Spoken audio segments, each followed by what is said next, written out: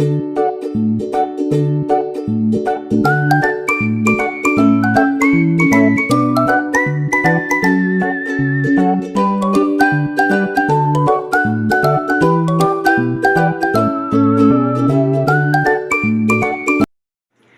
day everyone at mabuhay! Ito ang susimbalitang makatotohanan at mapupulutan ng aral na dapat ninyong pakinggan. Breaking news na dapat ninyong alamin kung ano nga ba ang wellness massage. Intergement site of the lower extremity. Femoral inguinal triangle. The femoral or inguinal triangle consists of the lateral aspect of sartorius muscle, the superior aspect of the inguinal ligament, and the medial aspect of adductor longus muscle. This area contains the femoral nerves, the femoral artery and vein, the great saphenous vein, external iliac artery, and the inguinal lymph nodes. Sciatic notch. The sciatic notch is located in the area in which the sciatic nerve passes out of the pelvis through the great sciatic foramen under the piriformis muscle. Popliteal fossa. The popliteal fossa is a diamond shape at the posterior knee. The superior area consists of the lateral tendon of the biceps femoris, the medial tendons of the semitendinosus, semembranosus, and the sartorius muscle. The inferior area contains the two heads of gastrocnemius muscle. The area contains the popliteal artery and vein, and the tibial common peroneal. Deep calf. The deep calf region of the lower extremity can be located between the two heads of the gastrocnemius muscle. This area contains the posterior tibial artery and vein. Tarsal tunnel. The tarsal tunnel located in a groove on the medial aspect of the calcaneus, inferior to and posterior to the medial malleolus. This area contains the posterior artery and vein deep to the flexor retinaculum. Safety consideration when dealing with hazardous substance. The control of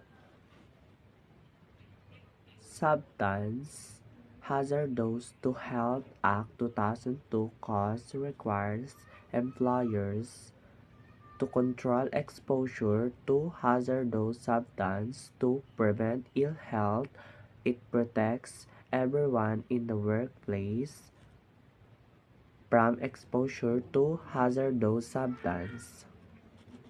Hazardous substance found in the salon include cleaning agents, disinfectants, massage products, powders or dust, microorganism, parasite, ozone.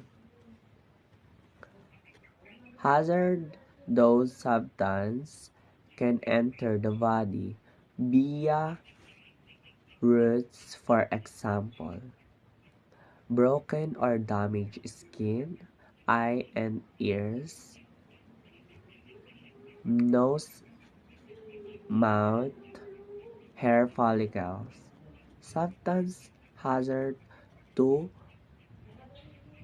health might cause the following: skin burn, skin allergy reaction such as dermatitis, skin irritation, irritation of nasal passage and lungs, or allergy to products, especially fine powder or dust, resulting in the development of asthma, breathing difficulties, nausea and vomiting if swallowed, and eye damage. Assess the risk from exposure to hazardous substances so anyone using your workplace.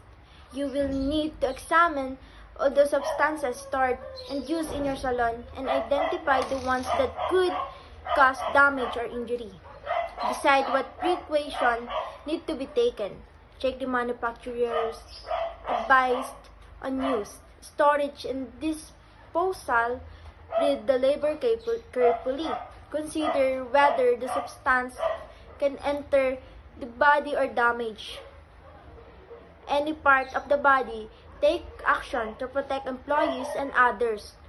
Consider the use of gloves, masks, and other protective clothing. Ensure that your control systems are in place and effective. Control or reduce the exposure to hazardous substances. Consider the use of other safer products. Store all product safety and label them clearly to reduce any error in handling.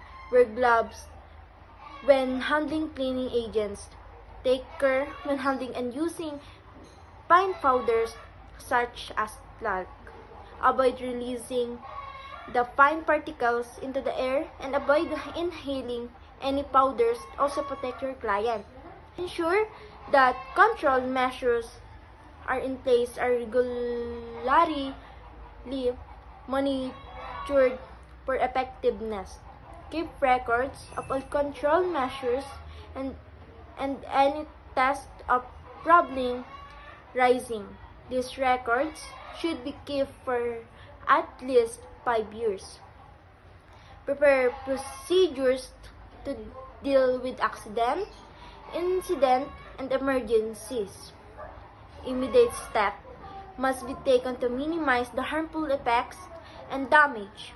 This procedure should be clearly written and placed a prominent and accessible place. Train to supervise all staff. Ensure that all employees understand the risk from all hazardous substances they have to deal with. Inform them of the rules and regulation of using, storing, and transporting or disposing hazardous substance. Ensure that all employees understand the importance of reporting any problems or shortcomings with dealing with hazardous substance. The following are precautions and responsibilities when dealing with hazardous substance. Number 1. Consider any hazardous substance in your workplace. For the therapist, this will include any fine powder such as the paste powder or talcum powder, oil, cream, or lotion, cleaning agents, sterilizing agents, microorganisms, blood. Number 2.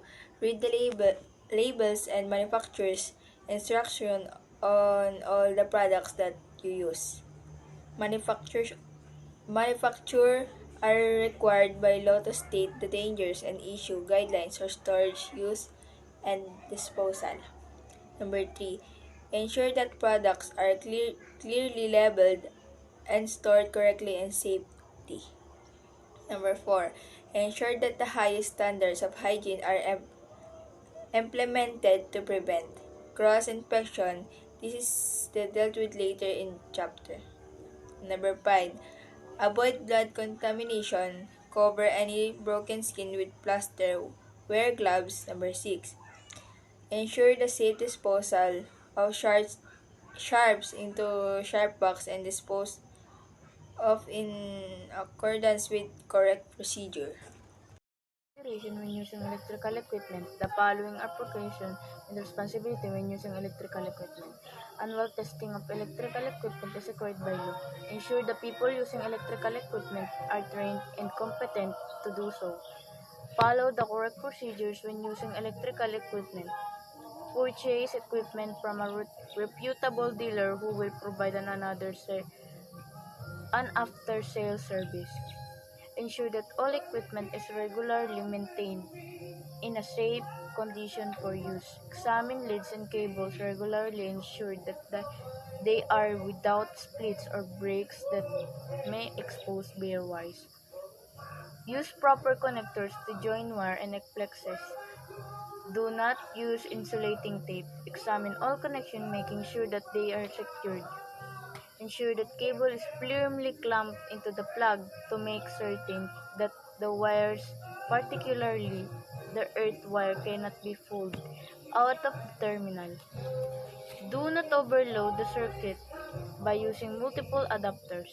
If you find others overloading the circuit, explain to them that this is dangerous.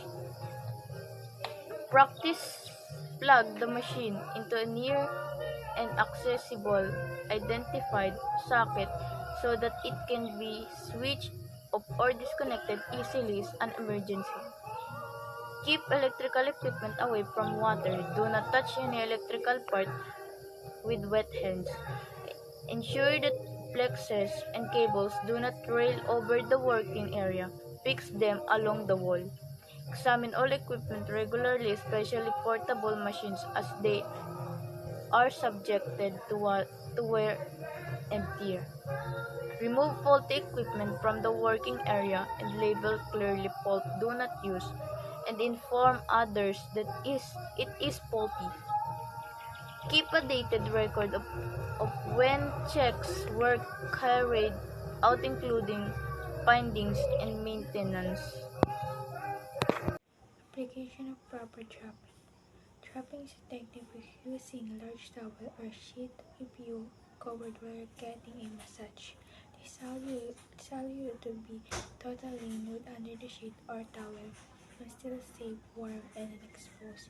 Using trapping, the massage therapist only works on the part of the body that is exposed, your back, one arm, and one leg.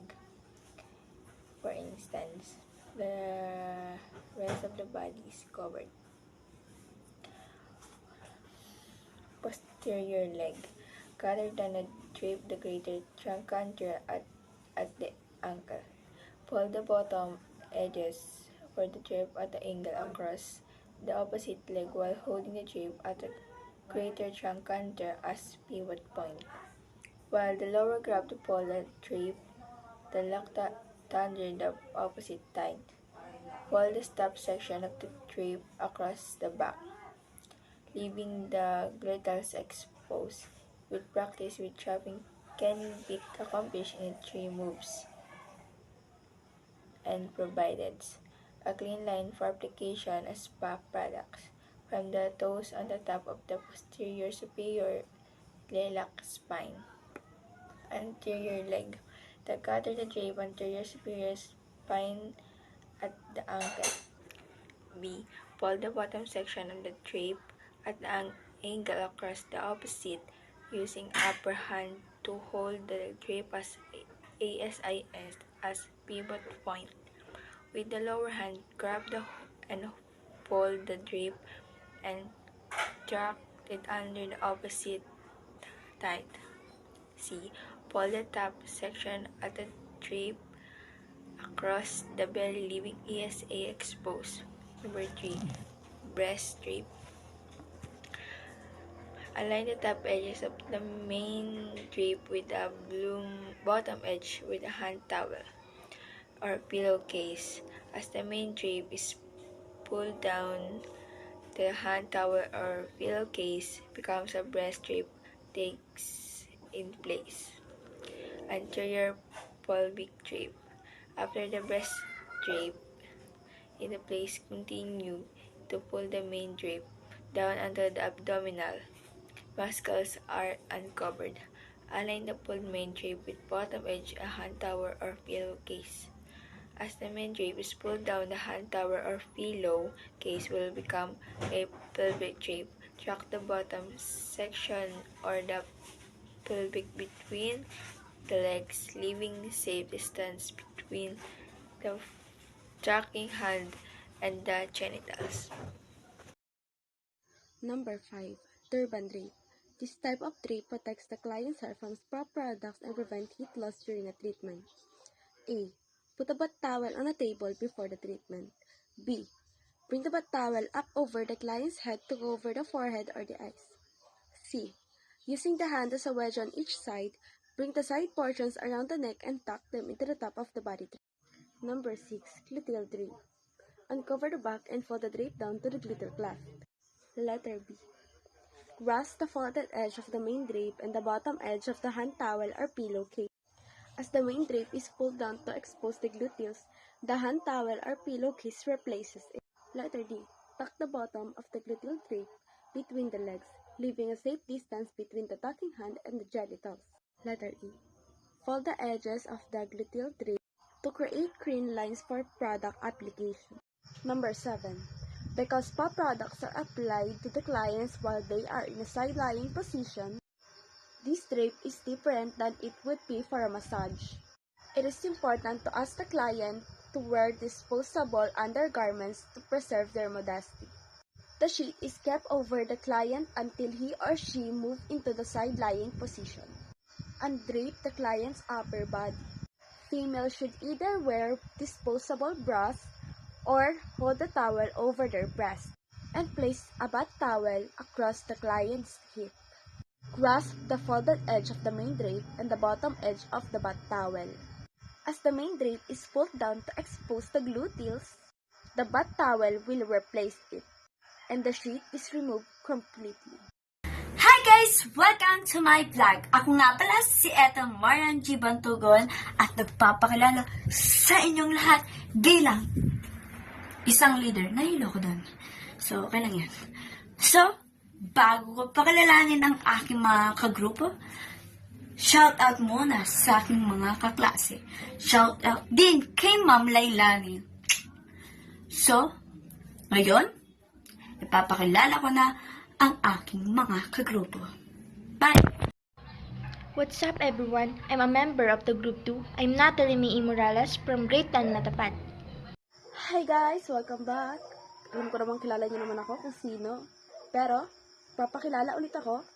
I am Althea Inoho and I'm from Grade 10 Masunurin. This is our presentation in PR Group 2. Hi guys. Hey. Good afternoon, especially to our TLT teacher, Ma'am Leilani A. Garcia. I'm Nicole Perez from Grade 10 Matapat, and I'm here to present application of proper dropping massage. Bye.